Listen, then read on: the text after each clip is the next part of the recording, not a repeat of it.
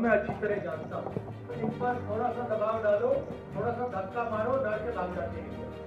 जैसे उधर से ट्रंप ने एक इशारा किया, फोन उठाया, कहा मोदी जी क्या कर रहे हो, नरेंद्र सरेंडर, और जी हजूर करके नरेंद्र मोदी जी ने ट्रंप के इशारे का पालन किया।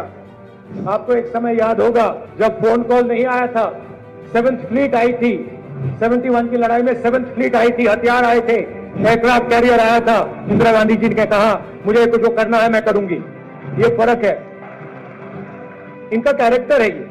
ये सारे के सारे ऐसे हैं। आजादी के समय से सरेंडर वाली चिट्ठी लिखने की आदत है, 1 सेकंड में थोड़ा सा दबाव पड़े भैया ये लो, हाँ, तो ये इनका कैरेक्टर है।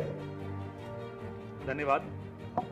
तो आपने देखा जो हमारे बेचारे भक्तजन हैं पिछले 11 साल से एक पिक्चर बना रहे थे अपने हीरो पे, मुकद्दर का सिकंदर। पिक्चर बन गई, पिक्चर बनने के बाद जब निकल कर आई वो निकली नरेंद्र का सरेंडर। मुकद्दर का सिकंदर तो पता नहीं कहां गया।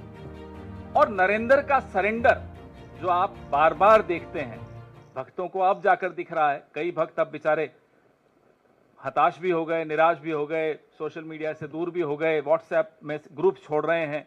हमें समझ में आता है उनका दर्द। देखिए, बहादुरी जो होती है ना, इंसान के चरित्र में होती है। उसका कोई इंजेक्शन नहीं होता, कोई दवाई का डोज ले लिया, बूस्टर शॉट ले लिया, ये सब नहीं चलता। बहादुरी तो अगर है तो है, नहीं है तो नहीं है। तो ये भक्तों के सरेंडर में बहादुरी बिल्कुल नहीं दिखी। कायरता का इतिहास इनका अपना, खुद इनके संगठन का खुद। जब इतिहास ही कायरता का है और ऐसा व्यक्ति अगर देश की बागडोर संभालता है तो देश का भविष्य खतरे में पड़ता है। वर्तमान में आपको सामने दिख रहा है। 10 मई की दोपहर जब हमारी बहादुर सेना ने पाकिस्तान की गर्दन दबोच ली, हावी हो गई, अचानक फोन आता है ट्रंप साहब का, जैसा भी आपने राहुल जी को सुना। और फोन आकर बोला जाता है नरेंद्र जी सरेंडर कर दिया।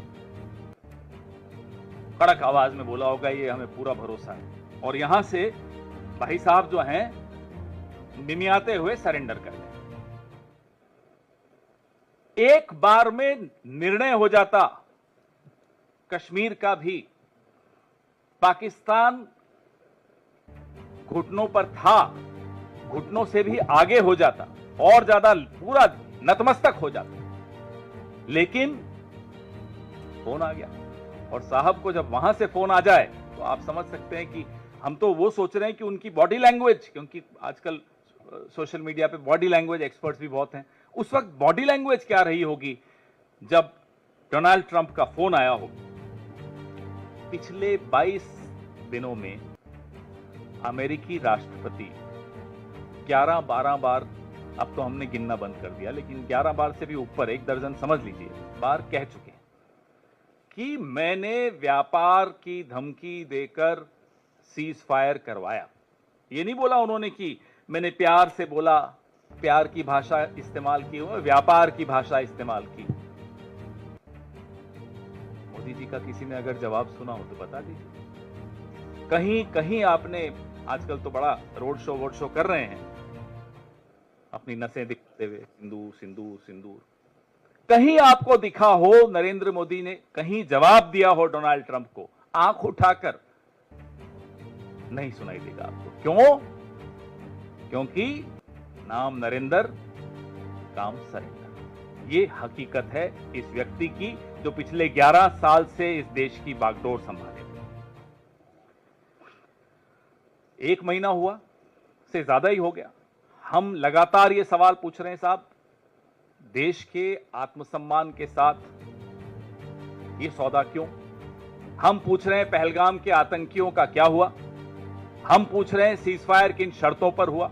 हम पूछ रहे हैं कहां है हाफिज सईद, अजहर मसूद, दाऊद इब्राहिम, अनेक ऐसे आतंकी, पहलगाम के आतंकी। पहले ये वही ग्रुप है, एजेंसियों की द्वारा जो जानकारी मिलती रहती है हम सबको, आप सबको, ये वही ग्रुप है जो पहले ऐसे कई आतंकी हमले 4 बार तो कर ही चुका है। पुंछ में, गांडरबल में और भी कई जगह, गुलमर्ग में।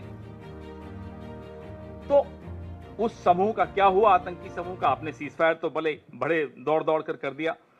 ये जो महीने भर से जवाब की जगह, माफ कीजिएगा, सस्ते डायलॉग मिल रहे हैं, ये रैलियों का प्रेम चोपड़ा, हम ये पूछते हैं इनसे कि भाई रैलियों का प्रेम चोपड़ा डोनाल्ड ट्रंप के आगे क्यों रो पड़ा?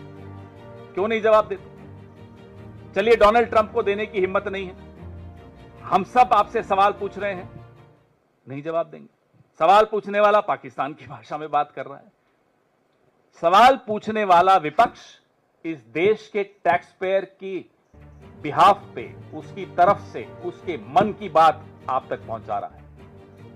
यह सवाल इस देश के टैक्स पेयर के मन में है, जो आपके सैकड़ों विदेशी दौरों का पैसा देता है, जो हथियार जो आप खरीदते हैं उसका पैसा देता है। ये उसके मन के सवाल हैं कि सीज फायर किन शर्तों पर हुआ, क्यों दबाव में आए, क्यों पाकिस्तान की हाथ में आई गर्दन को छोड़ दिया, किससे डर गए। और नरेंद्र मोदी प्रधानमंत्री हो सकते हैं, प्रधानमंत्री देश नहीं होता है, वो देश का प्रधानमंत्री हो सकता है, देश का सेवक हो सकता है, लेकिन भारत देश का नाम अलग अलग है। जम्बू द्वीप भी है, हिंदुस्तान भी है, भारत भी है, इंडिया भी है, आर्यवर्त भी है, नरेंद्र मोदी नहीं है और न कभी हो सकता है। इसलिए जो ये कहता है कि नरेंद्र मोदी को सरेंडर करने की बात कहना मतलब भारत को सरेंडर करना, वो आंख और कान खोलकर सुन ले और देख ले।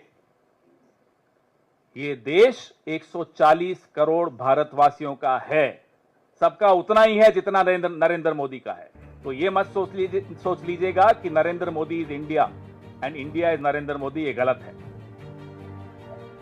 आप इनके 10 साल का कार्यकाल देख लीजिए, take a look at the 11 years of his tenure. हमेशा सरेंडर करते हुए दिखेंगे, बड़ी बड़ी बातें, काला धन सरेंडर, फिर बड़ी बड़ी बातें, बेरोजगारी खत्म कर देंगे सरेंडर, किसानों की आय दुगनी कर देंगे सरेंडर, चीन को लाल आंख दिखाएंगे। अब चीन पर तो क्या ही बताया, चीन के बारे में तो ये इनकी हालत हो जाती है कि मुंह खुलता नहीं है चीन के लिए, और जब मुंह खुलता है तो क्लीन चिट देते हैं। अभी पिछले हफ्ते चीन पर साहब बोल रहे थे, नाम नहीं लिया चीन का। चीन का नाम लेने में इतना डरते हैं कि अपने ही देश के एक बहुत बड़े भूभाग की बेइज्जती कर देते हैं, क्योंकि एक शब्द नहीं बोल पा रहे चीन।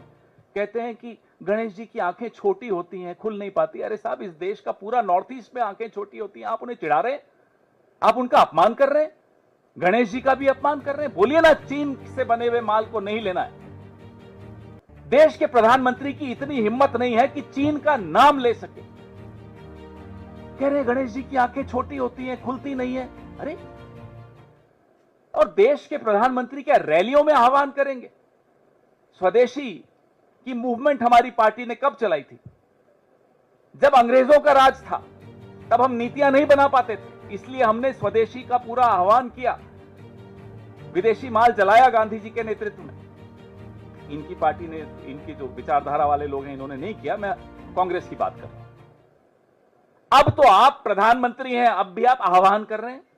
हिम्मत दिखाइए, नीति बनाइए, सरेंडर मत कीजिए, नरेंद्र बनिए, सरेंडर मत बनिए। नीति बनाइए कि साहब चीन का माल नहीं आएगा हिंदुस्तान में, तब तो हमको समझ